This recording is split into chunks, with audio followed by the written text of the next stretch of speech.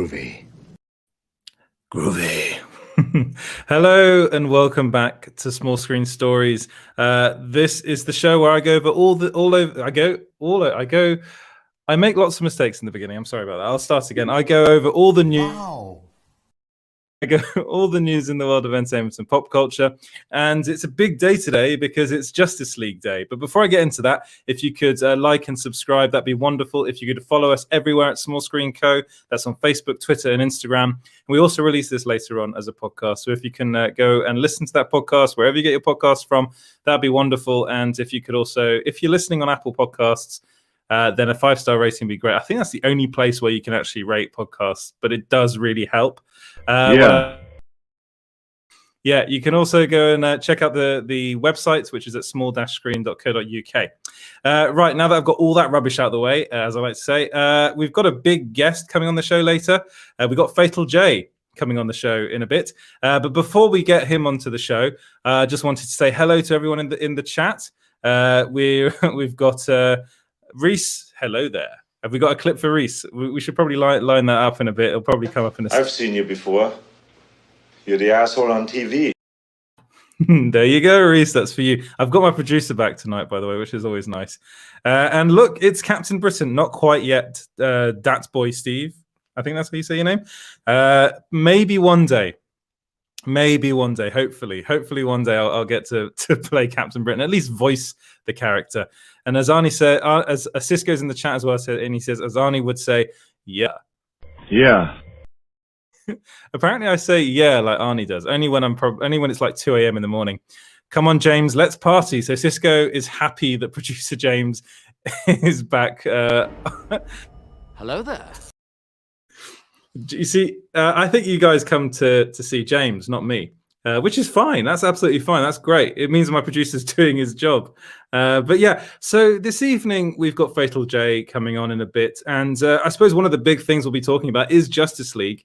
But we won't go into spoiler territory, just in case you guys haven't had the 4 hours today to watch it, which I did find very tricky to fit in 4 hours to watch this movie. I'm going to be honest. Yeah, I did it. I managed to do it. And we'll keep it spoiler free. So we'll talk a bit. I will say, though, tomorrow night, we've got Super Team Megaforce. Have you got a clip for that? I'll say it in the voice. Super Team Megaforce. So yeah, we got Super Team Megaforce. Yeah, and on there we'll be chatting in depth about Justice League. So that will be spoilers and all. So that's going to be a big one. That's going to be a 2 a.m. for me, and wherever that is where you guys are, I am CET, so Central Eastern Time. So yeah, that'll be really, really cool. But we'll also go over some of the news that's happened in the last couple of days because I didn't do a live yesterday. I took yesterday off. I think I needed it. I needed it to prepare for Justice League. But do in the comments, do let me know what you guys thought of Justice League. And if you've got any questions and comments, please send those my way as well. That would be really, really great. But before we get into to talking to Fatal J about Justice League, Conan, that clip is from Conan. Yeah, that is a really... We've got a lot of Arnie clips for you guys. We've got... Enough talk. We have Da Boy Steve in the comments asking for Stone Cold clips. Where's the Stone Cold clip? I don't know what you're on about there. I'm going to be honest. It's belated Austin 316 day. I don't know what that is. Guy, Sally. I don't know what that is. I'm going to be honest. Maybe it's a. I have no idea. I'm pretty sure James knows. But yes.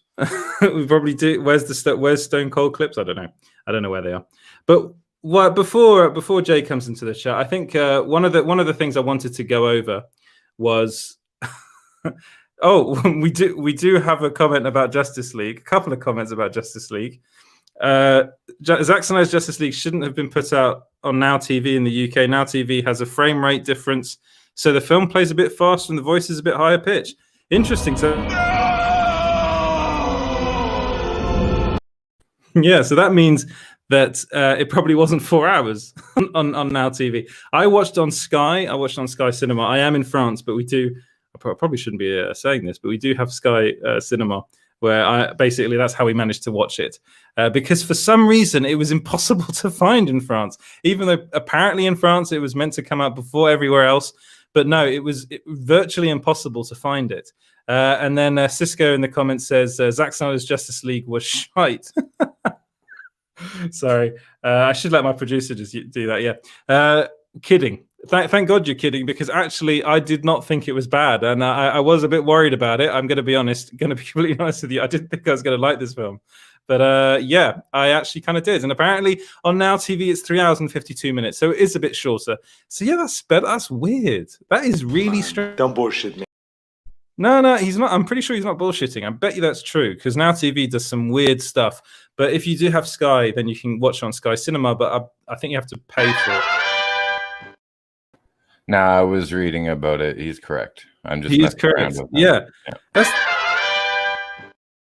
That is so strange that happened. I'm pretty sure Zack Snyder, that's a difficult one to say, would be pissed off about that, because he wants people to see it in the correct, like his correct aspect ratio, the right way. I'm sorry about that, Reese. I am sorry about that. I hope you liked the film. Anyway, I hope you liked it. But let's get into some. I'm going to do some of like the kind of smaller bits of news before we get Fatal J on the show.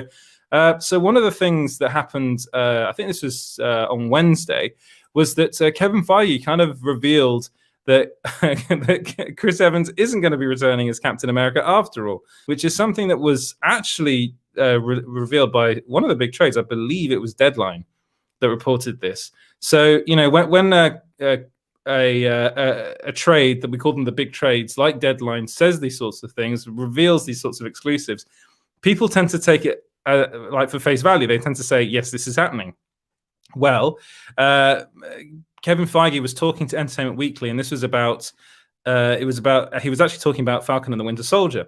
And during that interview, they did ask him about Chris Evans returning, and I think the question was really specifically about Chris Evans returning in Falcon and the Winter Soldier. But then they kind of got on about Chris Evans returning as Captain America just in general. And he said, I rarely answer no to anything anymore because things are always surprising to me with what happens. But that's a rumor. I think it was dispelled rather quickly by the man himself. So he's basically not really debunking it, but saying that it's not happening. And he's saying that Chris Evans said it wasn't happening. But what Chris Evans actually said was I think he said on Twitter, like, news to me or something like that, about the rumor. So it was kind of saying, yeah, well, honestly, when it comes to Marvel, like if someone denies something at Marvel, then it tends to be true, to be honest. There are a bunch of actors that said they weren't going to be in like the Marvel movies, and then they ended up being in it. But it's like I'm still a bit dubious. I'm pretty sure Chris Evans is coming back. I think that's something that is almost definitely going to happen, because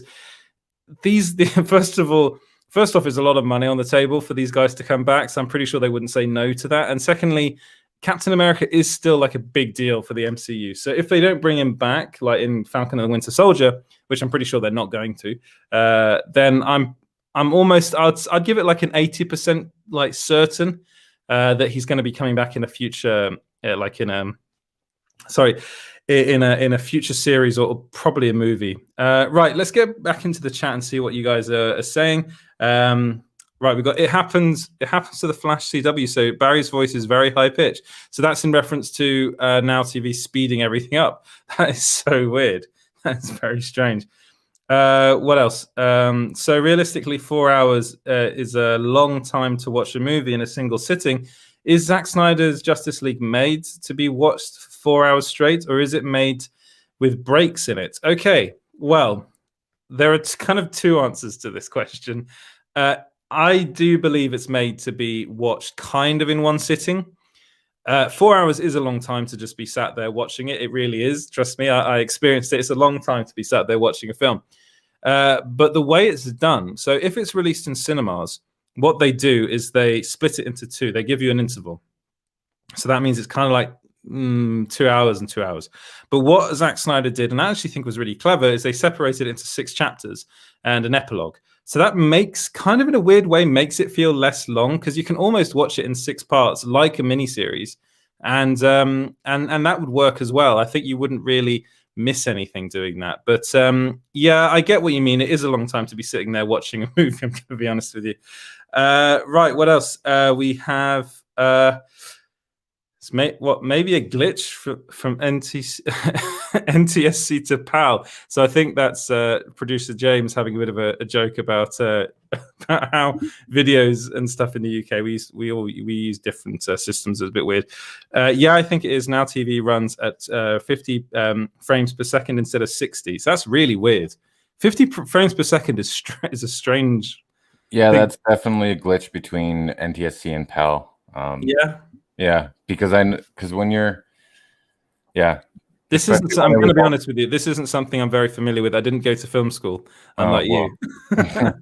It's especially when it's filmed on IMAX, right? Yeah. With that frame rate and the aspect ratio, I can see them having trouble converting it to PAL.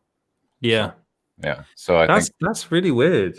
Yeah, unfortunately, they should get that sorted. It wasn't like that for me watching it on Sky, so it seemed fine. I bet you when you watch it through a browser, then it should be fine, Reese. I think so. Yeah, probably. So try that. Yeah, maybe. Thank you to producer James. Can we skip the Black Widow movie and skip the Shang-Chi movie? No offense, Black Widow fans. I'm going to be honest. No, I don't think you can. I am very much looking forward to both those films. I'm going to be honest. I'm more looking forward to Shang-Chi because I think that's going to offer something very different in the MCU.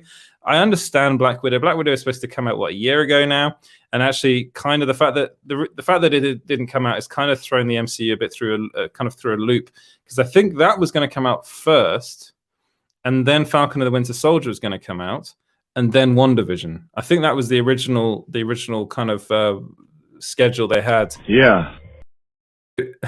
So basically, what ended up happening was they had to flip it, and now they've got WandaVision coming out first, Falcon and Winter Soldier coming out second, and Black Widow coming out third. You know, it's one of those things. The pandemic's really throwing people through a loop, especially everybody really, but the entertainment industry has been very much affected by it, and Marvel has been as well, which is kind of mad. But Shang-Chi, I think, is going to be really cool. I'm really looking forward to that. Producer James has a kind of stake in the movie as well, because he knows the lead actor. Well, we've seen on I think it was Super Team Megaforce that we saw the special clip that James did with the lead actor of Shang-Chi, and I'm blanking on his name. Is it Simu Liu? Yeah. James. Right, we've got EJ Bass in the comments. He's saying, loved the movie, watching it again with my son. I've heard a lot of people are watching it a second time, which is very brave. That means you've got 8 hours invested in Justice League, which I'm pretty sure Zack Snyder would be very, very happy with. But it's a long time to be watching one film. I'm going to be honest with you. I would love to watch it again, but I don't have the time. And again, I'll probably watch it next year. I think I'm going to watch it again next year. So we got Doughboy Steve as well. Again, how does it feel to be the calm to James's story? It's why the show works. You got me being like a calm Brit and James being a bit of a nutcase behind. Don't bullshit me. Yeah, so that's how the show works, and that's why I think it does work that way. I quite enjoy it. It keeps me on my toes. Super Team Megaforce on Friday, March 19th, 8 p.m. Eastern Time, 6 p.m. Pacific Time, as we discuss Zack Snyder's Justice League. No, that was a sneak peek that James gave you there. So that, of course, is referencing tomorrow's Super Team Megaforce, which is going to be a really, really fun time talking about Justice League. We've got myself, Sil. I think we're going to start off the show. Sil and I are talking about the movie. Then we got Mikey and TiVo coming in. I just have one quick question. Exactly. TiVo's going to come in, and I'm pretty sure you can all guess where some of us will be aligning ourselves as far as Zack Snyder's Justice League is concerned. I'm very much on the... If you should go and read the review that's up now. It's a spoiler-free review that's on small screen, and it's quite long. I think it's 1,600 words. So I put a lot of effort into it, and it's... if you want to know like my thoughts on the film, do go there before Super Team Megaforce. But I will be going into my thoughts probably in just as much depth on the show with Sil, Mikey, and TiVo. But again, as I said, Super Team Megaforce on Friday, March 19th, 8 p.m. Eastern Time, 6 p.m. Pacific Time, as we discuss Zack Snyder's Justice League. It's actually 5 p.m. Pacific Time. Is it wrong? Oh man, I can't deal with these times. I'm gonna James, you gotta have to come in because I did read exactly what you wrote, word for word. So I don't think so, man. I think I did. I think you got the times wrong. I'm gonna pull up the script right now. Oh well, if I didn't, I'm gonna edit it out. I'm gonna edit it out, but no, I put 6 p.m. Pacific Time. That's my bad. So you did? Yeah. Vindicated.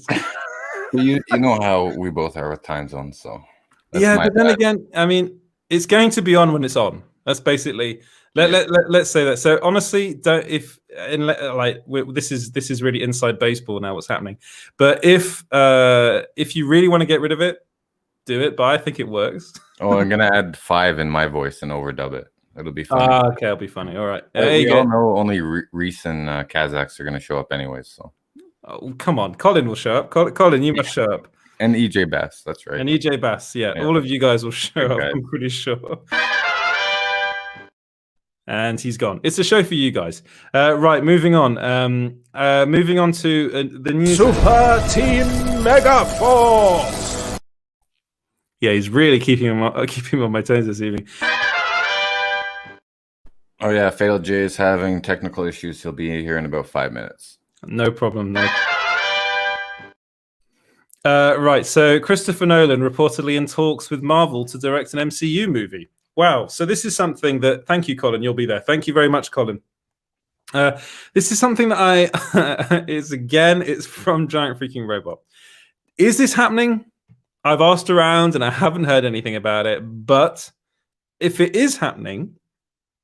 It makes sense because one of the reasons why it makes sense is because Christopher Nolan used to make movies for Warner Brothers ever since the HBO Max thing happened. Basically, he's no longer working for Warner Brothers, so he could very well be working for Marvel. Right? Do we have? You're late. Traffic. You're late, Fatal. Yeah. Hey man, look, I don't know what the freak was going on. But I'm glad to be here, bro. Oh man, yeah. If you probably haven't watched the show before, we have a mad producer, and the mad producer loves to bring in clips. We've got some very special clips for you. Call it, Sanchez, or you'll get a knuckle supper. Well, on my show, I do Dragon Ball Z clips.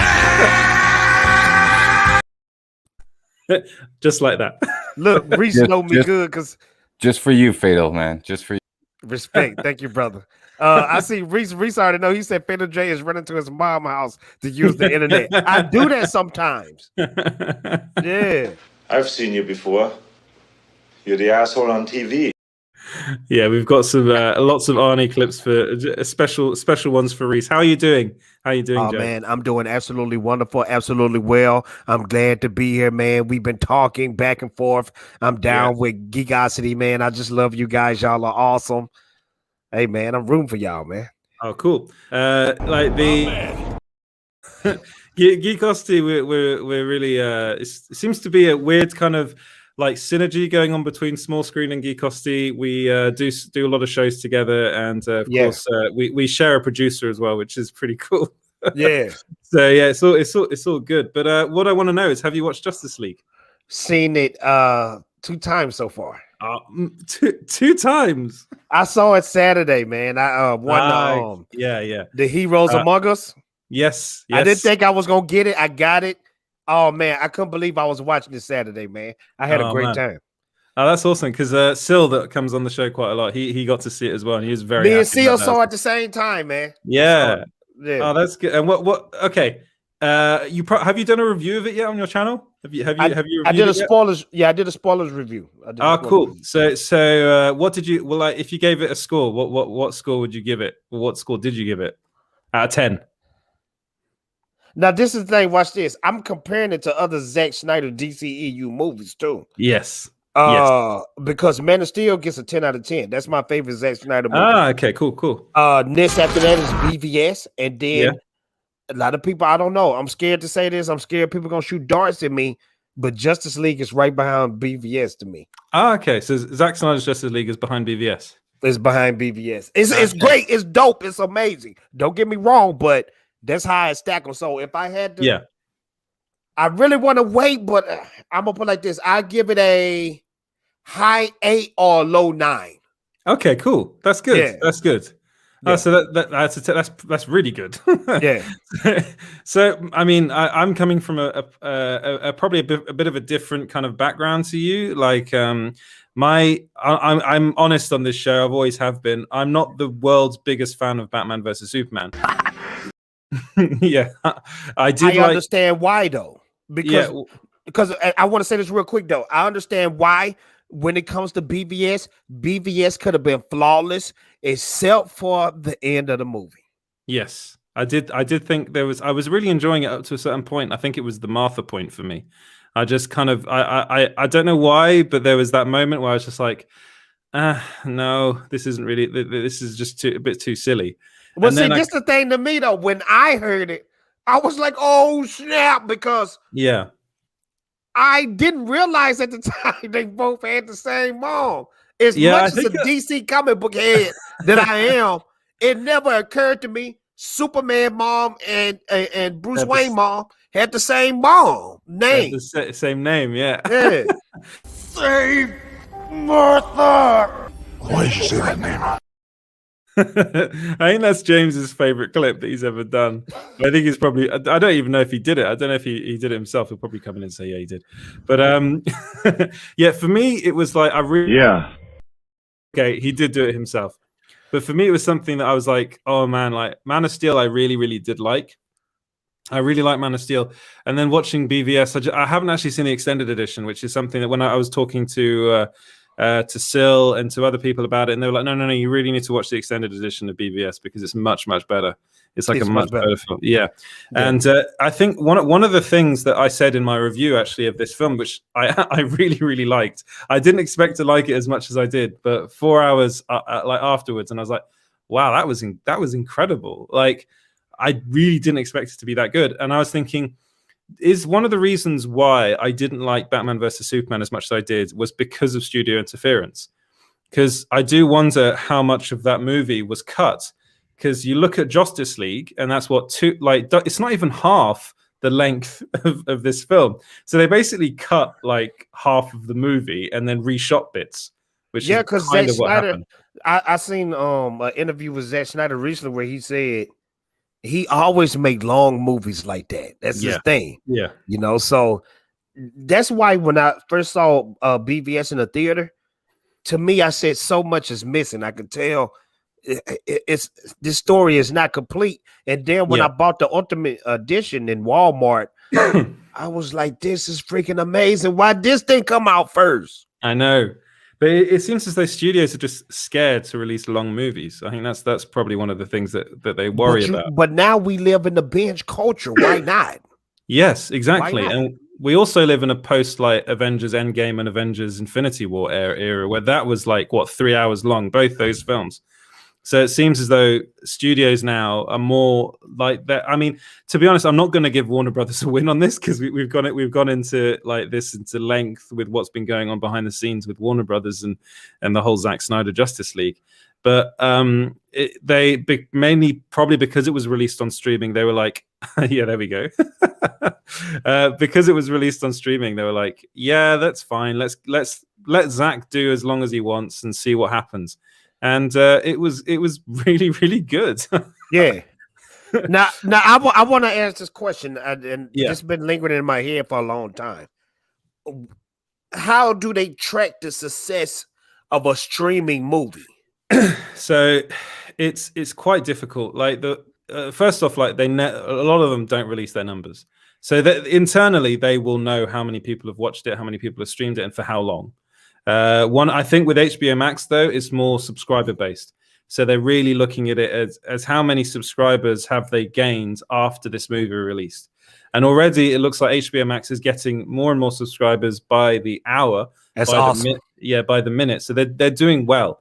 The only problem with this movie is how much it costs, because it did cost more than your average streaming movie would cost. So it cost 70 million. Yeah. That's an estimate. So it could even be more than that. So that's the But only problem. but wouldn't that balance out though? Because like let's just say Ben Affleck, for instance. Spoilers. Yes. We spoiling, right?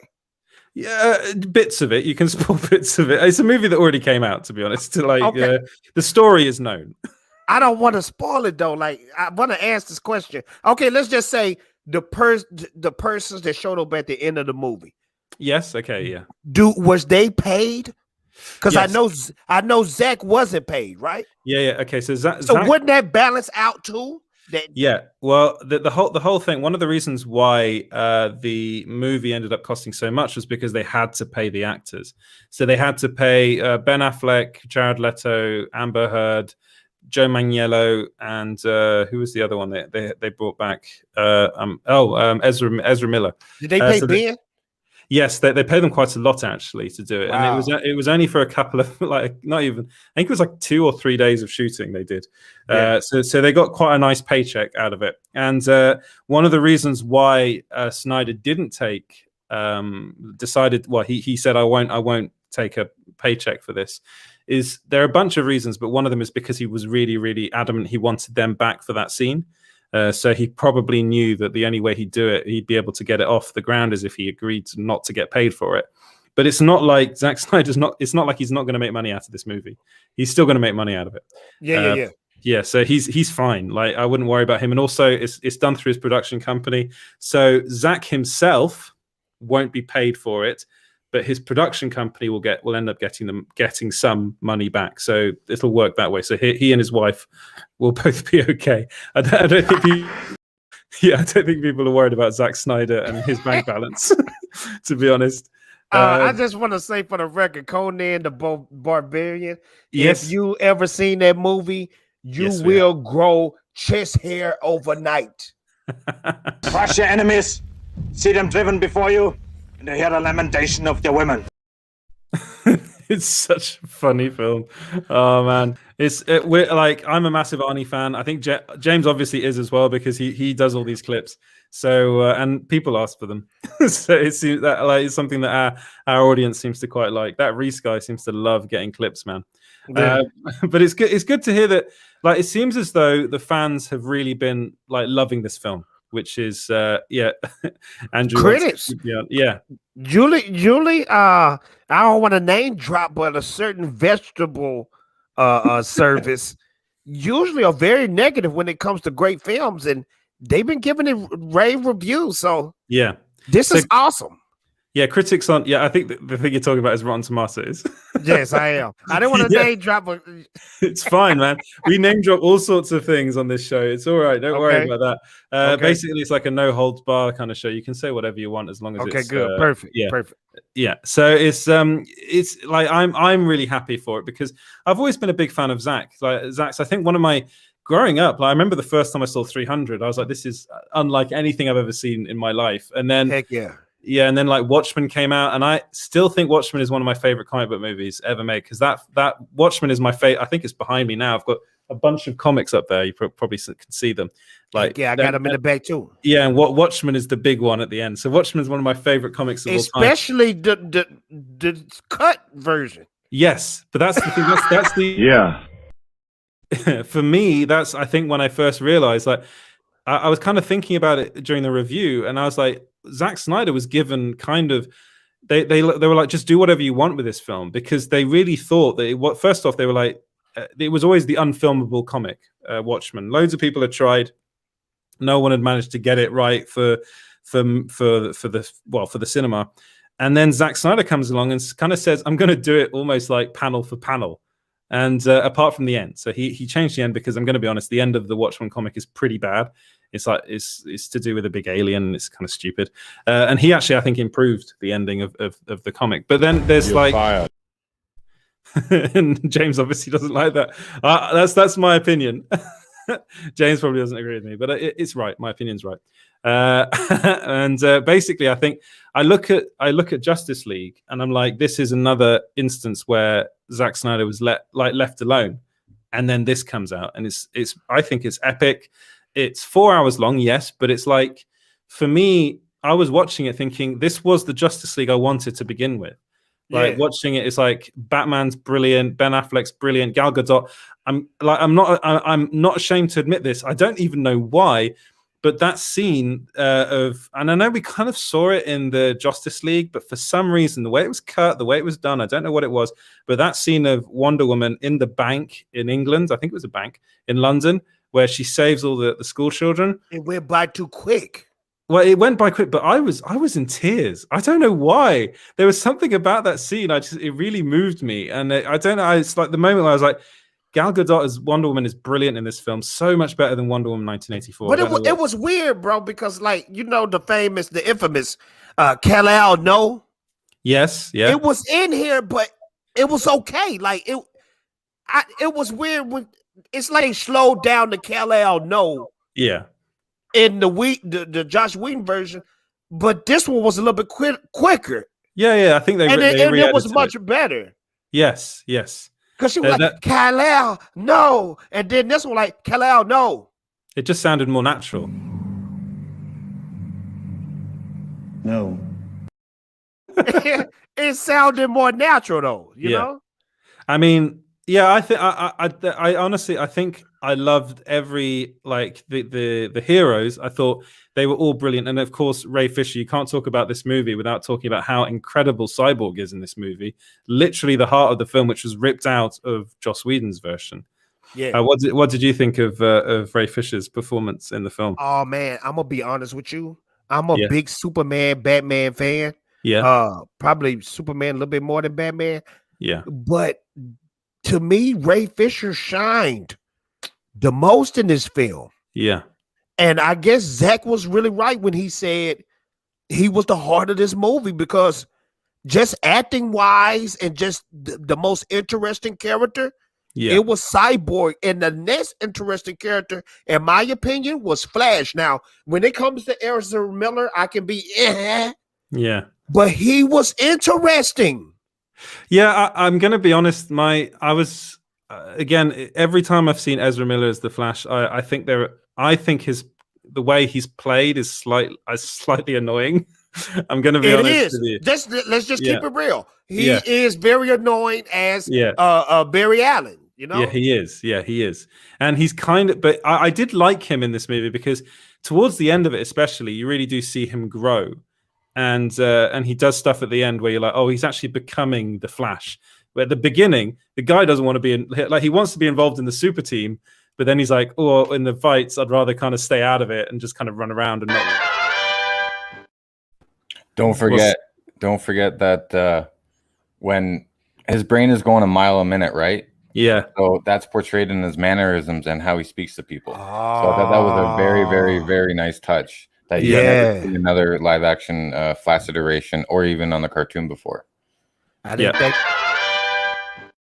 And he's gone. I didn't think about that though. Yeah, it's true. Like he thinks so much faster than everybody that everyone's too slow for him, and he's kind of he's thinking like a million miles per hour. So it's like.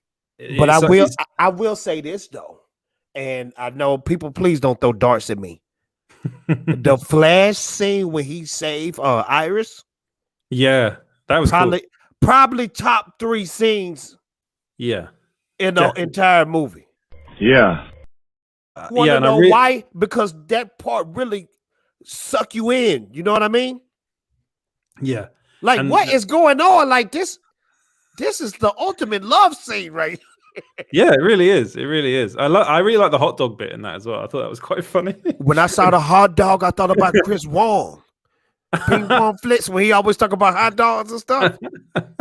I didn't think about that, but now I think a lot of people did though, because he always talk about the hot dogs and all this stuff.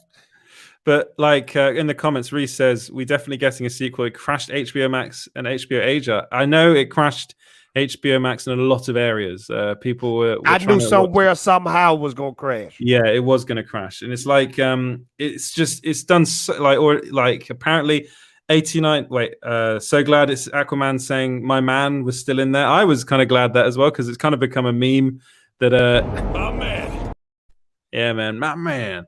And then apparently it's got a 98% score on Rotten Tomatoes, audience score on Rotten Tomatoes. So, which is rare when it comes to superhero films. Man. Yeah, exactly. Well, like for me, you were talking about your rankings of the DCU movies, the Zack Snyder one specifically. I would put this at the top for me. I think this your number one.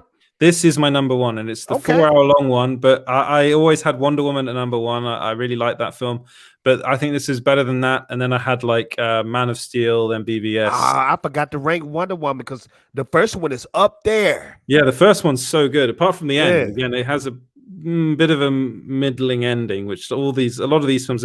Again, that's one thing I thought about this film. I didn't mind the ending. I thought the ending was quite cool. It did kind of end like 4 times.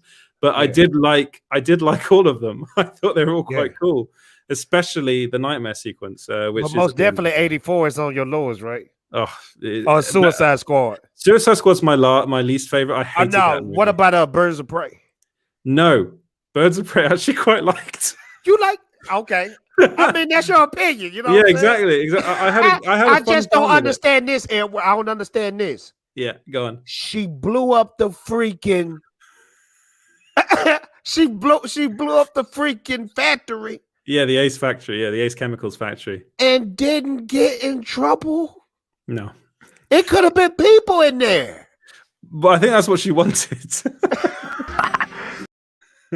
But I mean, yeah, I understand why people didn't like it. But there are sequences in that movie that I really do like, and I do like Margot Robbie as Harley Quinn. I do too. I think she's really good. To me. Even though it was a bad movie, to me, I want her to forever be Harley Quinn because she nails it.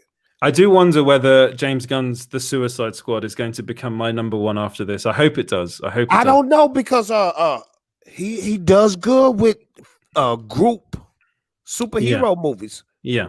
He's good at that. He's good at superhero movies. He is. He's done the 2 Guardians films, and they're really good. Yeah.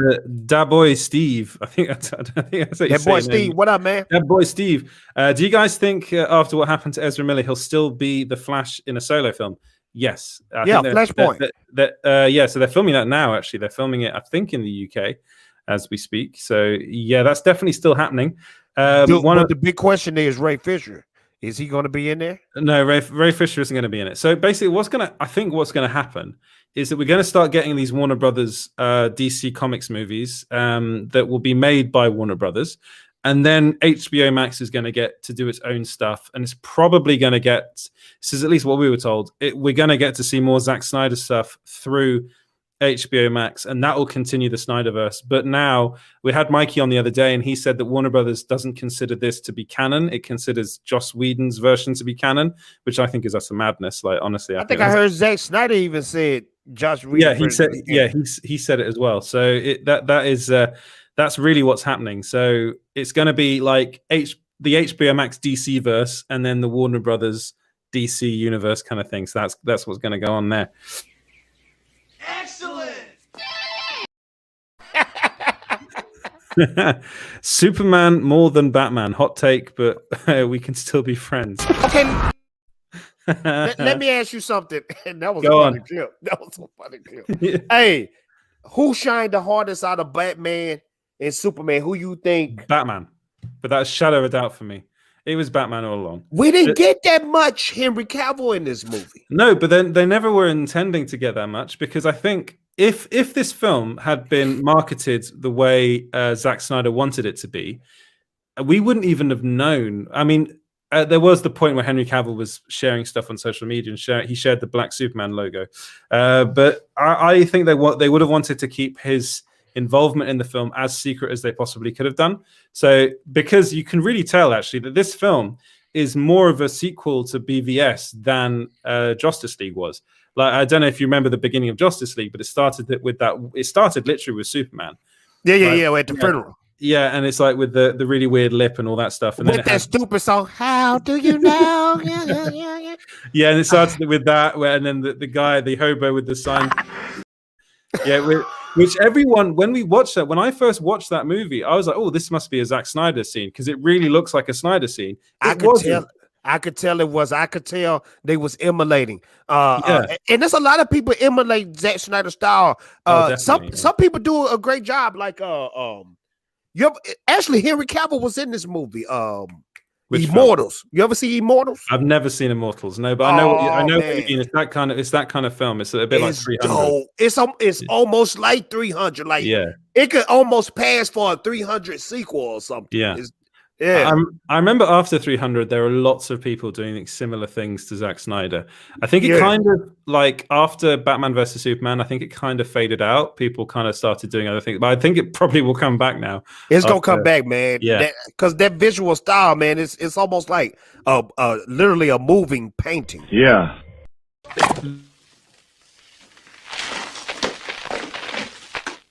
Cocainum. Y'all think we gonna ever get Arnold back in a superhero film? Has he ever been in? Oh, he's been in Batman. Yeah, he wasn't. I forgot about that. He wasn't in that. That opening of Justice League with the homeless guy, and he's got a sign that says "I tried." A lot of people think that that's Joss Whedon when he was speaking to the audience, saying he tried his best. But I think a lot of people at the time thought it was Zack Snyder saying "I tried." So I Super Team Megaforce. Yeah, that's the. Oh shit! No. What happened? Right. Did I freeze? I think I froze. You froze? Hey, it's the Fatal J Show. Oh dear, it's my Mac. Yeah, all right, man. You're not making people hopeful when it comes to Mac, because Macs are super expensive. I know they are. Trust me. You know what I'm gonna do though? I'm about to get me a gaming laptop because this piece of crap right here, it's not. It's only good for watching the hub.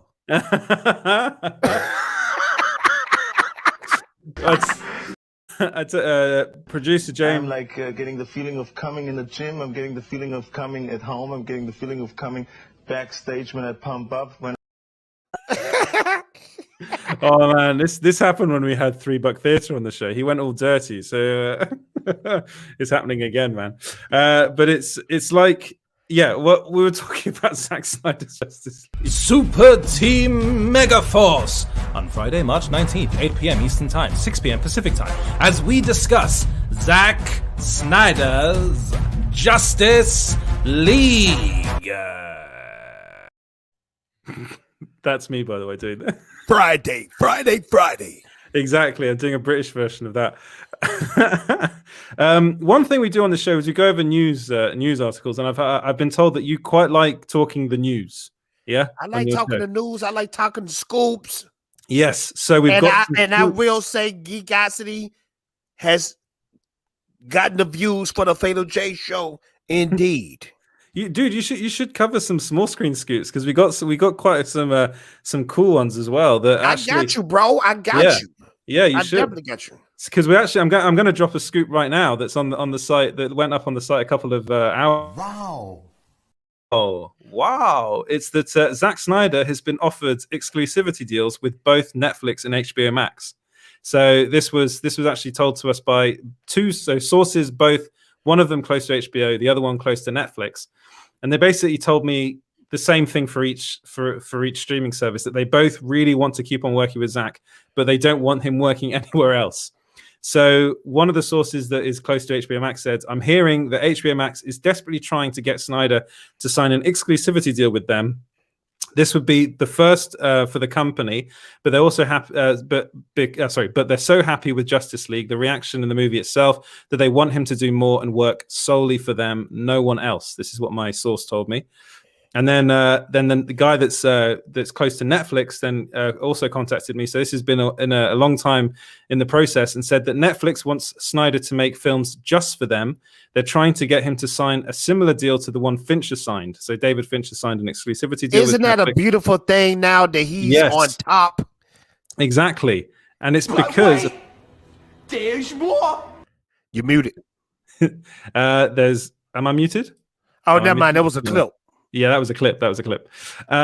They said this would mean that his next projects would only come out on Netflix, but and be Netflix exclusives. No words on whether he's accepted or declined. And apparently, this is a very long. Sorry, this is a very long quote. I put basically the whole email in there. He said, "I'm hearing that they're in love with Army of the Dead and they want a sequel. They are also really pleased with the prequel animated series he produced for them, and they want to keep on working with him. It's a good relationship for both parties." But so basically, the exclusive is that they've offered him both these deals. And funnily enough, I was talking to James about this earlier, and he said that Zack had to leave one of his interviews really quickly because apparently he was asked to go on a call. So I was like, "Oh, it could be with either HBO Max or Netflix. That would have been fun." I'm pretty sure he's going to decline both, and because he'll want to work for as many people as he possibly can. What do you make of that? Of all that, Jay? What would you like to see him sign? Do you think he'll sign an exclusivity deal? What do you make of this? I don't think so. Especially since Army of the Dead is right around the corner. Now he might sign deals where he work here and work here, but I don't think it'll be exclusive. Because just listen to pretty much all the Zack Snyder interviews. He definitely want to do a 2 and 3, but I think he might want to be out after that, just to finish that 5-movie arc that he was planning on doing. But when it comes to directors, they're artists, man. Yeah. They want to do other things. They don't want to be stuck to one thing. So I definitely want to see the Snyderverse, the 2 and 3, and then I want to see him do other stuff. Yeah, I think Reese agrees with you. Zack won't sign an exclusivity deal. It's basically what they're trying to do, which is what I was told, is that they're trying to just keep him. So it's really like at the moment, HBO Max is. I think they see they see the fact that they can get a lot of subscribers out of this. Yeah, and they want him to make a sequel. Whether or not it'll be a movie or a series, I don't know. But they want him to make a sequel, and they also want they're working on a Joker solo film between him and I saw you post Snyder. that. Yeah, he and Zack Snyder are working on a story, and they really want that to go to HBO Max. So basically, Jared Leto deserves that, man. Yeah, he the does. way they did him on Suicide Squad and Edward, I could be wrong, but didn't they promise Jared Leto first that he was going to get a Joker solo movie before Joaquin Phoenix? Yeah, so they actually they put that into production. Everything. There was a Joker solo movie and a Joker and Harley Quinn film they were going to do, and then then Suicide Squad did well at the box office, but it did terribly critically, and especially the kind of critical opinion of Zack Snyder's Justice League. Sorry, not Zack Snyder, of Jared Leto's Joker wasn't very good. People didn't like it, but again, loads of stuff was left on the cutting room floor. To me, the Suicide Squad is similar to BVS, the theater version. Yeah, because you could tell it was so much more potential. You could tell something was all by the story. Why was in the trailers they were promoting Joker so hard, and then we ended up with the witch lady? Yeah, one of the most uninteresting villains known to man. Yeah, it was terrible. Like they really went back in time in that film as well, with the sky beam and the trash circle. Kind of that film was so cut, and it was cut basically. I don't know if you know this story, but the film was actually cut by a company that do trailers. So the company that made the trailer for the movie, the Warner Brothers saw how people reacted to the trailer, because the trailers are only 2 minutes long. Why would you? Yeah, exactly. The trailers are only 2 minutes long, and but the trailer did really well. So Warner Brothers were like, "Oh, this film that David Ayers made is way too dark. People obviously like this more upbeat kind of neon version of Suicide Squad. Let's get this company to re-edit Suicide Squad." So that's why Suicide Squad is basically at the beginning, it's five different beginnings. When they're introducing all the characters, but it was so weird how I don't know, it just looked like something an amateur would make. Yeah, it really and it was. That's why. It's because they hired amateurs to re-edit it, so that the film is terrible. It starts out, "Hi, I'm Peter Jane," or "Hi, I'm Edward." Come on, man. It wasn't very good. Do you think we getting the air cut on HBO Max? I think. Yeah. Yeah, definitely. I think after this, like HBO Max, they basically it's an easy win for them because the film's already cut. They don't need to reshoot anything because David Ayer, his cut was done and ready to go. Yeah. But basically, Warner Brothers just got some other company to re-edit it, And you're going reshoot. to get the same fan base to watch the air cut too. Yeah, exactly. Yeah, and you had an exclusive on that, right, Edward? Yeah, I had an exclusive on that then Ayer tweeted about. Well, it's standard procedure is to shoot it down right away so it doesn't take the limelight off the other upcoming projects. But exactly, that's what happened. Settles down for Zack Snyder's Justice League, then they're going to start ramping up the air cut for sure. Yeah, I don't think it'll be officially announced until after the Suicide Squad releases. Because the new one is coming soon, right? Yeah, in like 2 or 3 months, actually. Yeah. And I'm also hearing that after everything that Warner Brothers did with HBO, with putting everything out to HBO Max, not Zack Snyder, James Gunn doesn't want to work with them again. So it seems as though he'll just go off and do his own thing. Yeah, because they butchered this movie, man. And Jared Leto was pissed off because he said they cut 70% of his scenes. Yeah, they did. That's a lot of stuff, man. Yeah.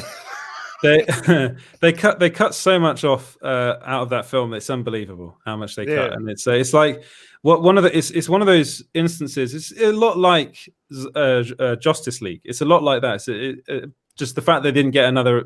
They got David Ayer to oversee the reshoot because he was basically told what to do, and he knows. We all know that film that came out isn't his film. It's not an Ayer film. You watch it. It's not an Ayer film.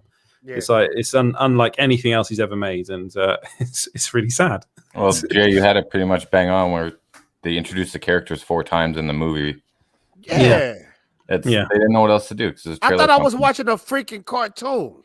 Well, it's basically the company. I can't remember the name of the company. I think they're based in London actually, and they do really good trailers. But that's all they do. And it shows when you're watching the film. It shows it's like, oh, this is a trailer for this character, and this is a trailer for this character. But that's the problem with WB being so reactionary to the critics and to the feedback. Yeah, they don't stick to a particular vision or a roadmap. What was her name? The witch in the movie. It was played by Cara Delevingne, but I can't remember the name. Was it Enchantress? Enchantress. Yes. I think. Yep. Yeah, that's that boy Steve asking for put some respect on Witch Lady's name. I mean, don't get me wrong. She's a dope comic book character, but yeah, she is. She would have been cool being a part of the team, not them fighting her at the end of the freaking movie.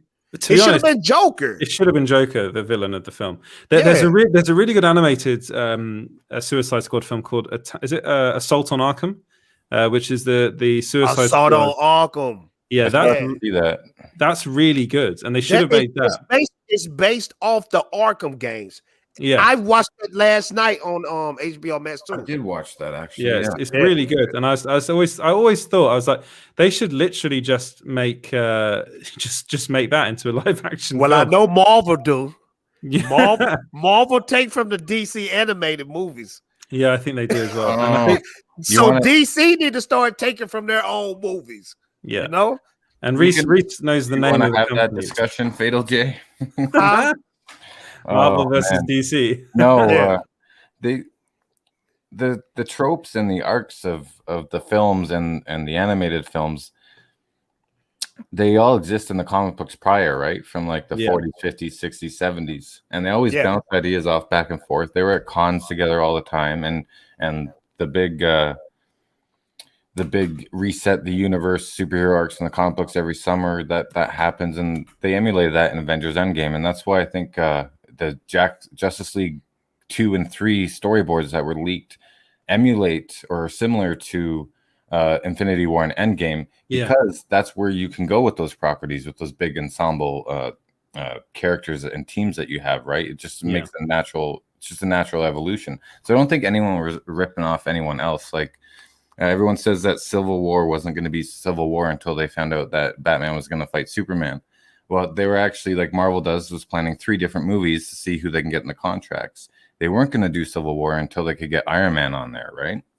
So, but yeah, and then Jay Oliva or whoever Did some DC. I love that guy. Animated. He's a great guy. I love him. But some people. Oh man, that Dark Knight Returns. Oh man, that's my God. I talked to that guy a little bit years ago, and I interviewed a couple of people working underneath him, and man, he's one of my heroes. So for him to go and do this Trez anime, Netflix, I'm definitely gonna watch that. But anyways, yeah, that looks really good. That department, the story board department, has in Shazam versus Superman, the animated one. Yeah, a couple fight scenes where they lifted off of real films, right? I don't know if you've seen those clips. So I mean, everyone borrows from everyone. But well, it's the comic book genre as well. It's like they all borrow off one another. It's just a I know they do characters and stuff like that. They swap them because I mean, we wouldn't have Deadpool if it wasn't for Deathstroke. We wouldn't have Thanos if it wasn't for Darkseid. But I mean, it just really blew my mind. The stuff that I seen where they actually stole a scene in Public Enemies with Batman and Superman, the DC movie. Yeah, and they incorporated and put it in Endgame. You guys never seen that? I haven't seen that. What do you mean? Which scene are you talking about? Hold on, just y'all give me some time. I'll pull it up, and I'm telling you, it will blow your freaking mind away. I'll pull it up so you guys can see it. All right. 1 second. Then Super Team Megaforce on Friday, March 19th, 8 p.m. Eastern Time, 6 p.m. Pacific Time, as we discuss Zack Snyder's Justice League. Yeah, Reese is right. It was undisputed. That was the fight scene that they lifted from. But I give up. It kind of happens all the time. I stopped watching on DC animated movies. I think it was after Justice League War. I haven't watched that one.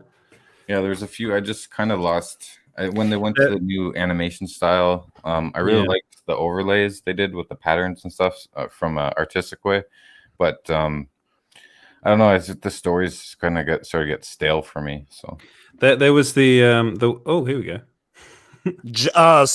Share me when you're ready. Yeah, go ahead. Yeah, we're ready. Go ahead. Let's see it. Oh man, it's the same. Y'all see that pretty good here? Pretty good? Yeah, it's the same. Okay, let me take it back. It's kind of buffering. Yeah. This is why you need your PC game. Your gaming PC. I know. I definitely need a gaming laptop, man. Okay, here you go. Yeah, it's the same. It's like the sun and the looking outside. It's just a. Oh man! Oh wow!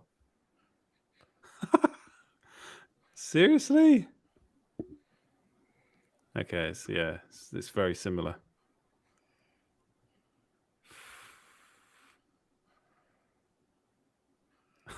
Oh my god! Oh dear! All right, yeah, it's the same. You're right. It's the same. It's shot for shot. And I mean, story behind that. I know we ain't got long on the stream, but if it's more out there where they literally took this stuff, like WandaVision that just came out. Yeah.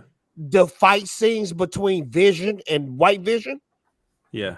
The Man of Steel last battle. I saw that. I'm talking about fight scene by fight scene, literally. Even when he choked Zod at the end of the movie. Yeah. Flash, Vision choked the other Flash the same exact way. Yeah. I saw that clip. It was frame for frame. Yeah. The thing is, do you think this is deliberate, or do you think this just kind of happens by osmosis, or someone sees something and forgets about it, and then they're like, "Oh, this would be cool." I don't know. I hope that it's not literally people going out going, "Let's watch the animated films and to see what we can steal." Well, even though I'm a big DC fan, I am a Marvel fan, but I'm more of a DC fan. I'm not gonna say that they're just ripping off. Maybe it's inspired because that happened in movies where people take certain scenes. I mean, look at Quentin Tarantino. But it just blew my mind that they took stuff from the freaking cartoons and put it in a $1 billion movie. It's really weird. Shot for shot too. So I don't know if it's like, I think it might be half and half deliberate, and then the osmosis effect, right? Yeah, could be. But then when they realized that, oh yeah, maybe they realized that they were ripping off that scene and didn't know, and then they just decided to screw it and commit. Yeah, you know what I mean. My dad. Talking, I suppose. What I'll use this to bring in another scoop that we're talking about that's on small screen right now, and it's actually been covered on Geekosity, by the way, just recently. Is that talks between Emily Blunt and Marvel for their Fantastic Four role? That's a heavy hitter right there.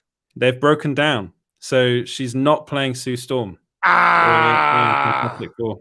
If they had Emily Blunt for Sue Storm, it would be over.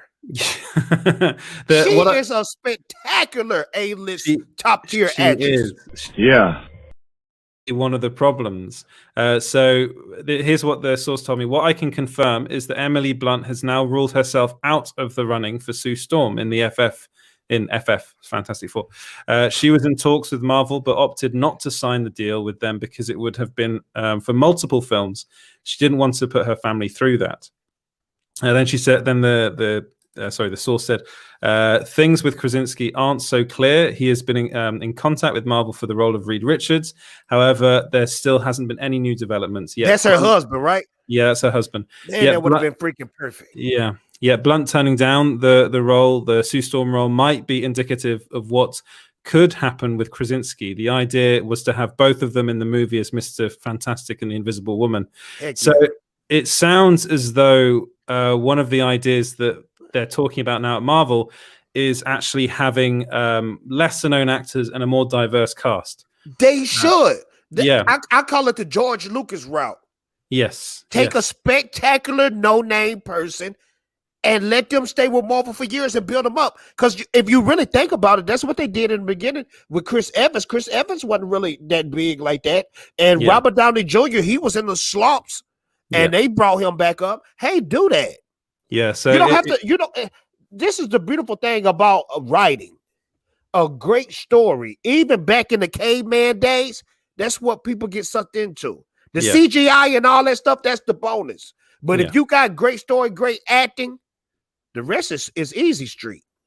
But you're right. Like, they should really just focus on getting the right person for the role. And one of the reasons I think they actually were talking to them was because I think there was a lot of pressure for Marvel to try and get them in the film. So it's Charlie Hunnam for Mr. Fantastic, Rob Lowe for Human Torch. Okay, it's like a running gag that I do not think much of Charlie Hunnam. I like Rob Lowe. I don't think much of me. Okay, what do you think? Why does his name keep on coming up for Green Arrow? Why his name keep coming up for Wolverine too for some odd reason? He's a terrible actor. It's just I mean, because he wasn't that. I like Pacific Rim, but he didn't stand out acting wise to me. He was bad in Pacific Rim. He was bad in that film. He's bad in every movie he's in, apart from The Gentleman and Sons of Anarchy, which was the series he was in. He's pretty good in that. But apart from that, I think he's been bad in everything he's in. But as far as Emily Blunt's concerned, one of the reasons why Marvel was talking to John Krasinski and Emily Blunt was because of, I think, fan pressure, and they wanted to see whether they could get them into the film. But then I also think John Watts had a lot to say about this, that he really wanted to work with a younger cast. John Watts he's the director of the Spider-Man films, and he likes working with young actors like Tom Holland, for instance. Before he was Spider-Man, he was kind of in he was in stuff, but he wasn't a household name. No one knew who Tom Holland really was. I'm gonna be honest with you, my friend. What? I don't give a damn about Tom Holland. Really? No, man. He's just not Peter Parker to me. Oh, I like Tom Holland. He's just a goofy guy. Now, you might think I'm stupid for this. Oh, you're going to say Andrew Garfield, aren't you? Do you like Andrew Garfield? I know No.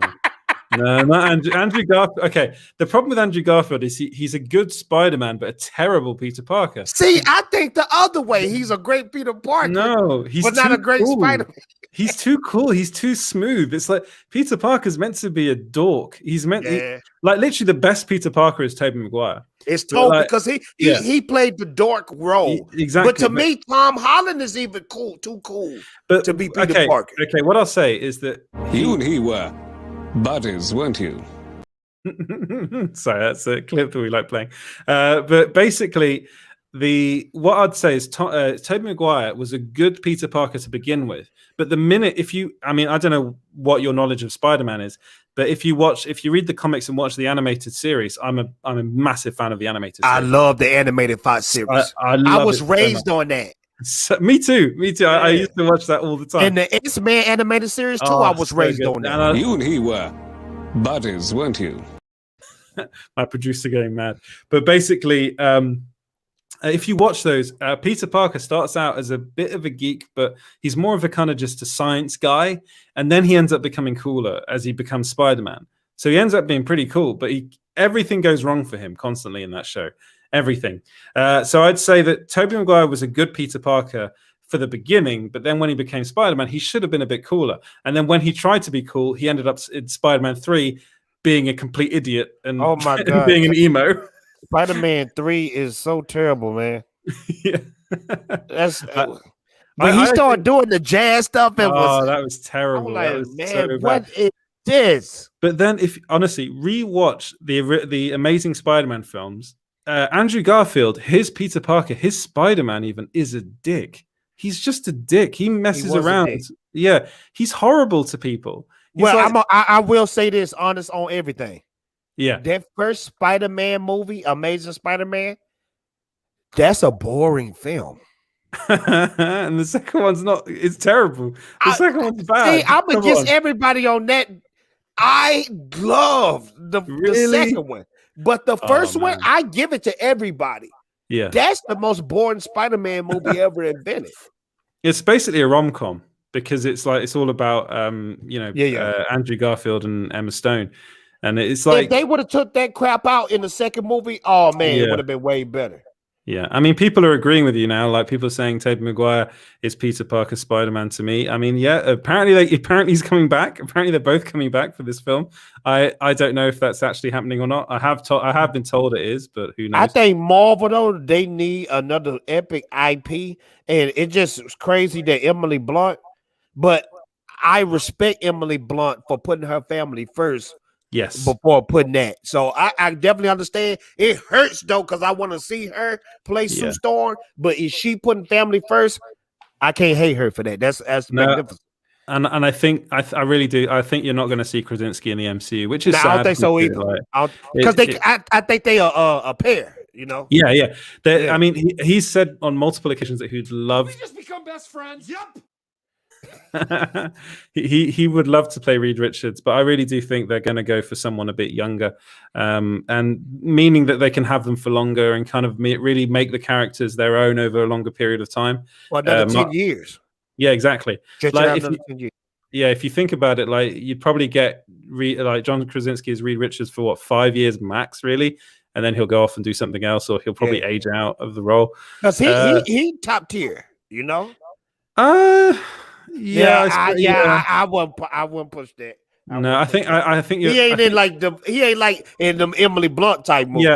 Yeah, that's what I was going to say. He's not as big a name as Emily Blunt, but he's kind of very big in Hollywood. Like he's a director now as well. Like A Quiet Place did really well, and it looks like A Quiet Place 2 will do really well as well. So among Hollywood elites, he's now one of the big guns. And there was lots of talk that he could direct the film, but they went to John Watts in the end. So we'll have to wait and see. We'll have to wait and see who they cast. I will say this though: if Marvel gets Fantastic Four right, that will boost it. Yeah, because that's an awesome team, man. That they seem like they could never get that right. Yes, it's the original Marvel team. It's the original Marvel family. Yeah, so they kind of have to get it right. And I think I like X-Men and I like Fantastic Four before I like Avengers. Yes, me too. Yeah, me too. I'm a massive like X-Men for me. Again, I'm the same as you. I love the animated series. Yeah, it's the best theme tune ever. Yeah. That boy Steve says, if Venom joins the MCU, how is the Spider-Man Venom dynamic going to work, considering they wouldn't know each other? But Venom won't join the MCU though, really, because that's still a Sony property. Yes, he won't. But what might happen is you might see Tom Holland's Spider-Man turn up in a Venom or Morbius film, and that's what needs to happen. This is what I want. If we still keeping Tom Holland, I want him to be in a Venom Carnage movie? Oh man, that'd be so. Well, this is the next one. Is Let There Be Carnage. So it's going to be Carnage in the Venom 2. Because you remember on the Venom 2 trailers, we saw Spider-Man in the background. Yeah. Did we? Not the actual background. That was Morbius. That was Morbius. Where you see the poster of. But they actually someone looked at that and was like, actually, it's the video game Spider-Man on the poster. That could easily be done in post. Like they could get it all done in post. But isn't Sony trying to do like a SCU, a Spider Universe? They are. They're desperately trying to get that off the ground. It's like that's massive for them. I think a Spider Universe will rival the MCU. Yes, because it would. Yeah. Spider-Man has the most amazing villains, kind of like Batman does. Yeah, definitely. Spider-Man has the best Marvel villains. Yeah. Like, if you think about it, Spider-Man's got the Green Goblin, Dr. Octopus, the Hobgoblin, Carnage, Venom. Yeah. It's got all the best ones. Even the low tier was like Kraven. Yeah, Kraven the Hunter. They've got. He's got so many. Like got the Vulture. They already used the Vulture though. Yeah, they've already used it. Well, he's coming back, so that's going to be cool. Okay, so the way it's going to happen between the MCU and the Sony movies is they're going to work in conjunction with each other. The Sony movies will be their own universe, but Tom Holland will cross over between two of them. Yeah. Right? Yeah. So, and that's what the last Spidey negotiations a couple weeks ago were taking place about. Yeah. But it's going to have its own universe, but they will exist in the Marvel universe. You just won't see, You'll see Tom Holland MCU, but you won't see the characters from his universe in the MCU as much because Kevin Feige still wants to do like Blade and Midnight Suns and all that stuff, right? James, you're exactly right, because it's a reason why Mary Jane looks like she does in the MCU, because Sony is keeping the red hair Mary Jane. It's a reason why we see the fat kid that's the best friend and not Harry. Yeah, because Sony is keeping that for them. It's a reason why Aunt May is not the old shriveled up woman and she looks beautiful, because Sony is keeping that. Yeah. So James, you're right. Yeah, but I don't know if they're gonna do their own Aunt May though. I mean, I think it all depends what we see after Doctor Strange 2, the multiverse, and what that opens up. Because if they're doing different Earths, then I can see, okay, Peter, I'll take you over to this Earth where no one knows your secret identity, and you're gonna have to start over. But here's, and maybe that's where you get a different aunt, and maybe that's a cool idea. You don't know, right? So I mean, I'm wondering whether they might just go. Sony might just end up going Miles Morales and just have Miles Morales as their Spider-Man, and then Tom Holland stay in the MCU. Well, I'm gonna tell you, with a film like Into the Spider-Verse, yeah, we going to eventually see a Miles Morales live action soon. Yeah, I think it's inevitable, and also he was he wasn't really name dropped, but he was referenced kind of in Homecoming with what's it, Donald? Donald? Yeah. Donald Glover. Yeah, I always get them wrong. He's his uncle in that, so the character he's playing, the Prowler. I'd love to see a live action Prowler, man. That would be fantastic. Oh, that'd be so cool. And Donald Glover would be brilliant as well. That'd be so cool. But he's a great actor. I can remember when Donald Glover was way younger. They was talking about him being Miles Morales. Yes, they were. Yeah. He campaigned for it, and he was actually approached for it, but they ended up not doing it in the end. He's too old now to play Miles. He's perfect for Prowler. He's perfect for Prowler. So I think that would be perfect if they could get him on board for that. A team that can let Reese's comments slide off their backs.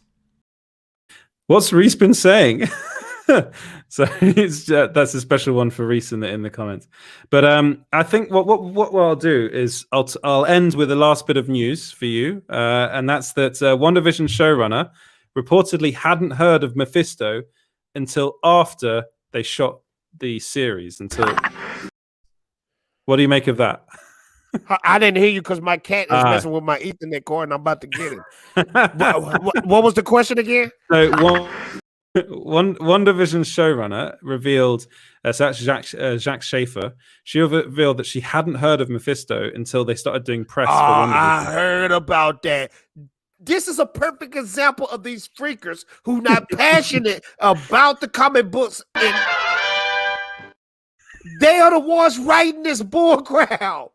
You know what I mean? I think it's bad. I think it's really bad. That's like Kathleen Kennedy saying there's no source material for Star Wars. She never heard of the Legend series. She never heard of all those classic books that came out in between the movies and after the movies. These are the people that's writing this crap. I got 2 points for you, Fail J. One, Kazakhs, welcome.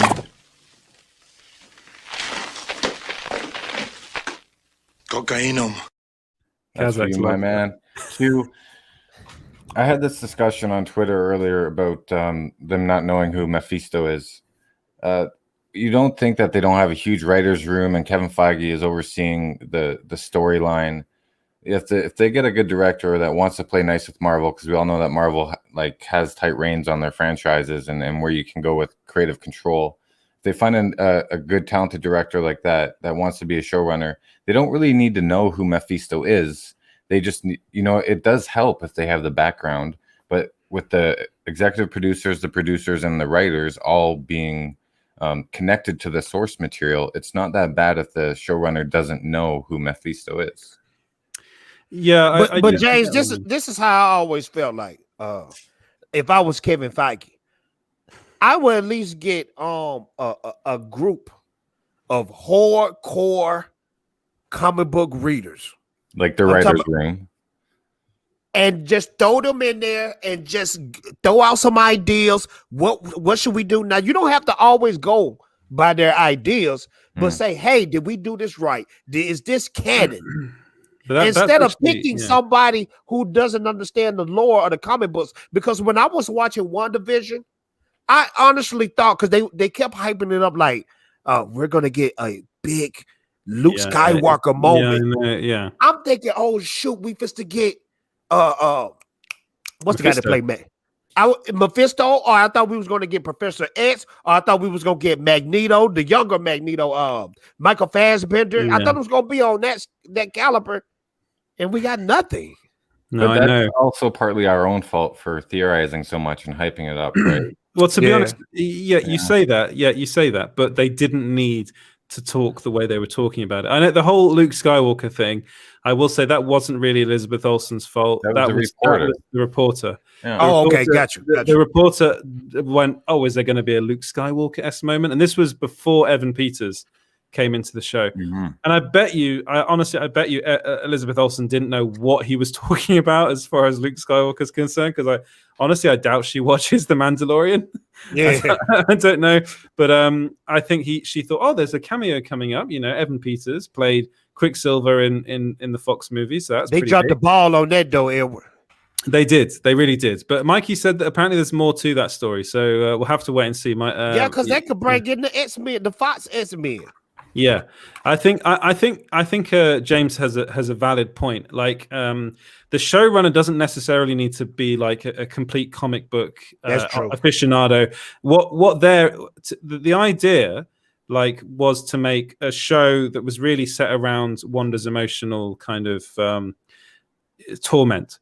And that's what the idea was. That I know for a fact that Marvel brings in a heck of a lot of writers to write a bunch of specs for them, and those people, a lot of them, are very, very enthusiastic about the comics. Why do you think we get so many scoops? Yeah, exactly. A lot of them do come from the actual writers themselves, and again, a lot of things are being talked about in the writers' room, and these people are very much invested in the comics.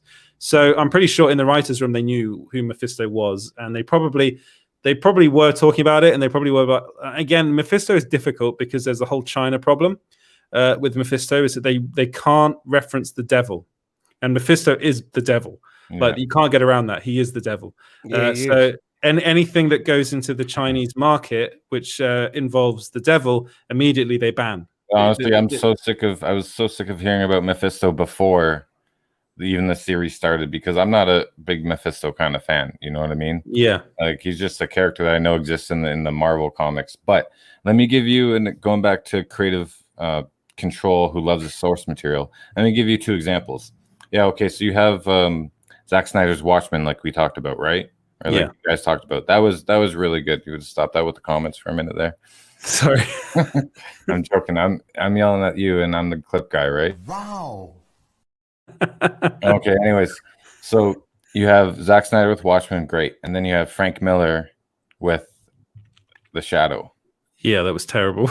And he loved the source source material, and it's Frank Miller. And you can't say he can't direct, because if you watch the behind the scenes of Sin City, he's there and he's directing the actors and the actresses. And James, I would say pound for pound, the best comic book movie is Sin City. And the reason why I say that, no other comic book movie, literally took the lines. Yeah. The lines they said in the comic book and put it in the movie. Watchmen. You got 3 hours. We can stay and talk about Robert Rodriguez. I'm good for that. He loves Robert Rodriguez. Hey, see, that's why me and James, because I love him too. I only have 2 favorites, and that's Zach and that's Robert Rodriguez. Period. That's so good. Alita Battle Angel. Alita Battle Angel blew my mind. You know what? I still haven't watched that yet because I'm trying to warm up to the art style. It's the art style that's making me. It's so good. It is very good. James, I was like that, but when you watch it, when that movie ends, you'll love it. I guarantee. You want more when that movie ends. You want to know more. Yeah. Because I thought that looked kind of weird. I can't get into it. Just try it, man. After 5 minutes, you become used to it. Like, what I really want is a nice Robert Rodriguez live action film, back to basics. You know what I mean? And we kind of got that in that Mandalorian episode where Boba Fett came back. Yeah. You could see just his directing chops were at the top of his game. It wasn't Once Upon a Time in Mexico kind of style.